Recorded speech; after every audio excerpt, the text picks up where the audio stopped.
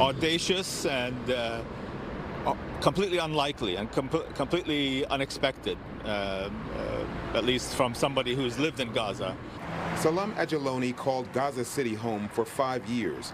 His concerns as the work week begins are of friends in the latest large-scale flare-up of Middle East tensions. Monday, Israeli forces continue waging what the prime minister calls war, following Saturday's surprise attack by Hamas. In contact with them sporadically.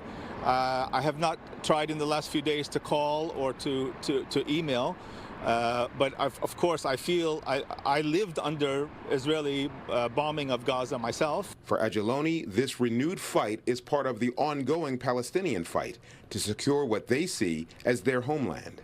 It's not like people woke up, on Saturday and decided, we're going to go to war. This is something. There's a buildup. There's a history. It's in the DNA, and what we're seeing today is linked organically to the last 75 years.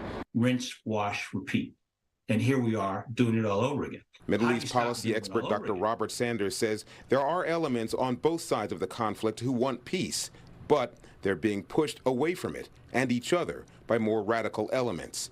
He says the Palestinians must understand some justified grievances lose weight with each act of terrorism, and the result sees unending wars of attack and reprisal. At the end of the day, those groups have to have a new narrative created that allows them to all get to a point where it's acceptable to give and take something that puts them in a peaceful state. Can't reach a peace unless the underlying conditions are just and livable for everybody, and that's what we should be focused on. What are livable, just conditions for everybody, for Israelis, for Palestinians? What does that look like? That view is likely to be obscured while the smoke and body counts on both sides continue rising.